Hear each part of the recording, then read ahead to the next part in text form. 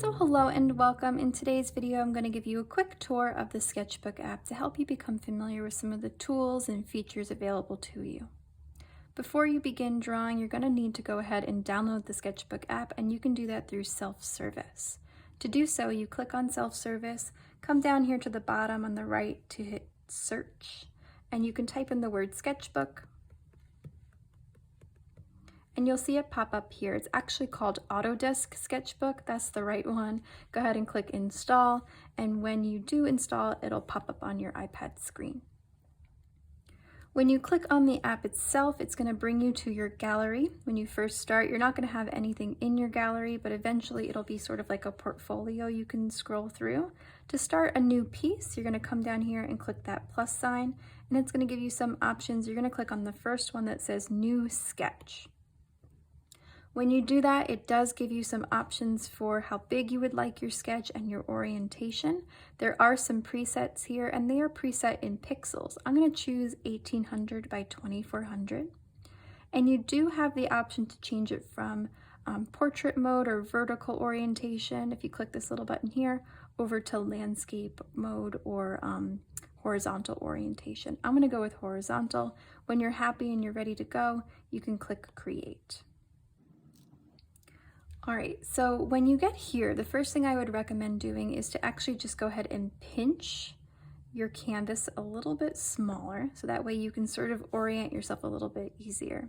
Here we have, I'm saying canvas, right? This is like sort of like your piece of paper. This is your actual artwork. This gray area is going to be sort of the table, and you can really pinch this really small and rotate it any which way you want, and you'll use that to your advantage as you're creating. Up top we have this bar, this menu bar. We'll go through that one first.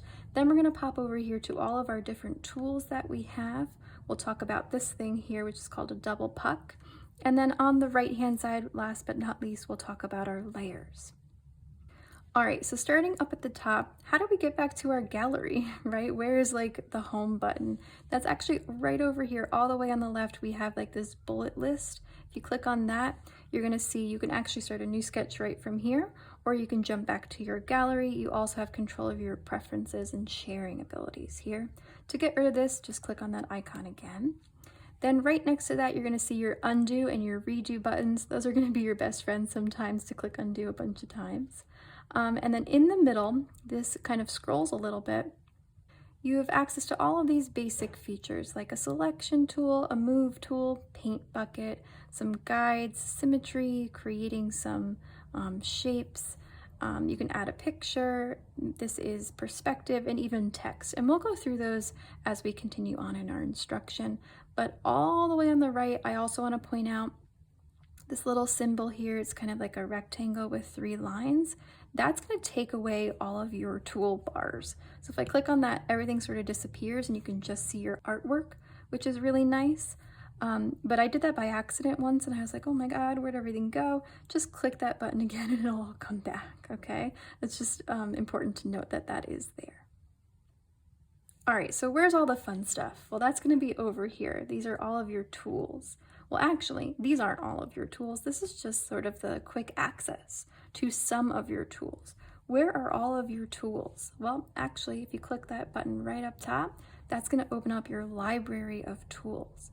And when I say tools, I'm talking about all of your artistic tools like pencils, pens, erasers, brushes, markers, like everything is in here. Do you see that? Even halftones, textures, shapes, splatter. You're gonna love this one called Glow. That's really cool. Look how many, so many. Now this is a free app. I think this is a lot of tools to start with actually. You also can download some tools. I think they're actually called brush sets, if you can see that right there. But to access that library, you're gonna click on that icon way up top like this. And then there are settings for each one of these tools, and they all do something different. And they actually really do behave like the real tools in person, or physical tools. So if you've used graphite pencils here, you can see I've got the 6B pencil selected. They are going to act just like they do in real life, which is really quite nice. Now, like I said, you do have control over your tools. If I click on that tool again, you're going to see it opens up to settings. This is going to be the basic. You don't really have it, whoops, sorry. You don't have access to the advanced stuff because I think you have to pay for that. But you do have access to changing the size of the tool with this slider and the opacity, or how see-through that tool is. Now, I think this is pretty annoying to like go here and then have to click back to make it bigger and do that again, right?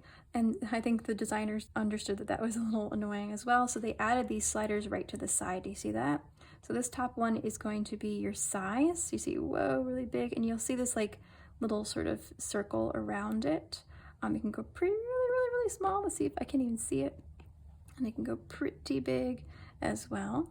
And then you do have access to the opacity. So this is full force opacity. This is 100%. It's going to be really dark. If I pull this down all the way to, let's put it to 50, and I push the same pressure, it's going to be a gray tone. Now I am using the Apple pencil, and this is pressure sensitive. You're probably going to be using your stylus provided by the school. You can even use your finger, right, to be drawing with this. But this is not pressure sensitive, so just be aware of that. All right, I made a little bit of a mess. I'm gonna get rid of some of this by hitting my back button up top, or my undo button. I can take away some of that stuff there. But you do have access to that, again, one more time, if you click on the tool here under your settings, or right here on the side of those sliders. So I wanna encourage you to play with these tools here and to see how they interact with one another. Here, if I click on my smudge stick or my tortillon, I like to call it, this does work, right? It smudges it around. You have access to different kinds of erasers. This one is called the hard eraser, and it's just like those erasers that you have that you just, right? Hard eraser. The next one down is a cashmere eraser. That's gonna be a little bit softer, right? Try out the different pens that we have. Different brushes. Let's see what this one is going to do. Different types of brushes. Let's get that bigger, right? And they'll create different types of textures. Now, so far in our composition, we've only been using black ink or pigment for all these different types of tools. And you may be wondering like, okay, well, how do I change that color? You're going to do that by accessing this double puck right down here. Now you can move this around. If this is annoying to you, you can click right here on this gray part and hold it, and you can actually move it anywhere you like if you rather it over here for quick access, depending on if you're right or left-handed. But as you can see, the color is right down here that I'm using black right there. Now before I click on the color, I want to show you, you do have control over your tool by clicking here as well. The same thing is going to pop up for your settings here in your double puck, here with the tool on the sidebar, or even in your library. So you have access to that same area for settings in 3 different ways. But to change your color, you're going to click on the color that you see here, which is black, and it's going to open up your color controls. Now right up top it has color and Copic. If you click on Copic, it has all different colors from the brand Copic markers. If you're interested in that, please take a look through, but I'm going to stick over here with color, and there's 2 main ways that you can adjust your color. First and foremost with the hue, and that's going to be just the color in general. So if I click on this first ring and pull that around, you can see the color is changing all around the rainbow. Let's come over here to like a red-orange color. And then you have control over the intensity. So you can see here the second circle here is over in this corner of this diamond shape, and that's going to be the pure hue. If you click and hold and bring that all the way up, it's going to be white. If you bring that all the way down, it's going to go to black. And then between black and white over here on this corner is gray. So that helps you control the intensity of color. I'm going to stick with the pure hue over here to keep it really vibrant for us. Now, once you have the color that you want, you can go ahead and click on your canvas again and start to draw or paint or whatever it is that you're doing. If you want to change your color, you can come back over here and click again and change whatever color you want. Let's go over to like a yellow-orange color and start to draw again. Now say that you really want to get back to that orange that you were using, but you don't want it, say like, what if it was like in here somewhere and not just pure orange, right? Like, how do I get back to that? Well, actually, I want to call your attention to this little dot down here. I clicked on it by accident again when I was, experimenting with the app, and it startled me with this halo of little tools. You actually have access to an eyedropper tool right here. Do you see that? If I click on eyedropper, it's going to open it up. I'm going to find it, click and hold and drag it around to find that color, and I can grab it back, and then I'll have it back in my tool, and I can start to draw again. All right, before we talk about layers, I just want to finish talking about this little dot down here. If I click on that again, I want to go over these tools that are down here. We have our last brush, transparent color, the eyedropper like we said, that double puck, and flip canvas. We're going to talk more about those as we continue on, but if you ever lose your double puck, this guy over here, I lost him once, he was just gone for me. It's because I accidentally clicked on this. Watch here, this turns that off. So the double puck is gone, because sometimes it's annoying, it's sort of in the way. If you want to get it back, again, click on that dot and click that double puck again to bring it back. And what's really cool is that first one right here, the last brush. If I click on that, watch, it's going to change, it's going to change my brush here. If I click on this one, it's going to bring me back to the last one I was using, which apparently was this guy here, our technical pen. So that's really nice if you want to flip back and forth between one tool and the other. Maybe you're using graphite pencil and a tortillon or an eraser. That's really quite nice to have access to. Okay. All right, last but not least, let's talk about this situation over here, which is called our layers. And this is something that you'll find in most graphic arts or digital arts programs, the ability to work on different layers. Now, when you're working traditionally with paint or pencil on a piece of paper, you're working on one layer, just that piece of paper or that canvas. But what's really nice about digital art is that you have the ability to sort of like split up your work into different layers. You can think of it like multiple pieces of paper on top of each other that are see-through, maybe like pieces of plastic, and you can move them around and change them without disturbing the layer underneath. So far, we've only been working on one layer. Do you see it over here? You can tell which layer we're on by this blue box around it, and you can see that there's plenty of space to add more layers. To add an additional layer, you're going to click on that plus sign. I'm going to do that in just a second because I'm going to show you how to turn off and turn on the layer. To turn your layer off or to hide it, you're going to click on that little eyeball that's in the upper left-hand corner. If I click on that, it's going to turn it off. It's going to hide all of that work that's on that one individual layer. Now, when you're starting out with digital art or you're really advanced, sometimes you'll just forget which layer something is on, or you'll accidentally, oh my goodness, accidentally work on the wrong layer. And that's going to be one of the things that you're going to really come to love and come to hate, is working on the wrong layer. Let me turn this one back on. Here it is. And if I hide it or turn it off, I'm going to click on that little eyeball and it puts like a strike through it. Now, if I look down here, I actually have another base layer. That one is all the way down at the bottom. You don't really work on that one, but I'm going to go ahead and turn that off, and you're going to see this weird pattern come up. This is the like base pattern of like the no man's land, the tabletop.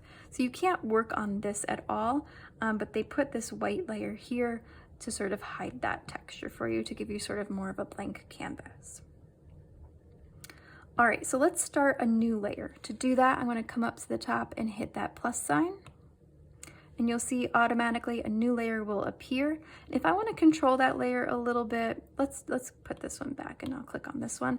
If I click and hold or tap on the layer itself, it's going to come up with all of these different features. And you can see copy, cut, paste, duplicate, clear, things like that. Delete is something that you want to know. And then the opacity. If I take that slider on the opacity and I bring that down, look at how this whole layer is getting lighter and lighter and lighter and lighter. And that's really nice if you have a reference photo or like guidelines. You can drop that opacity down so it's sort of like not in your way a little bit.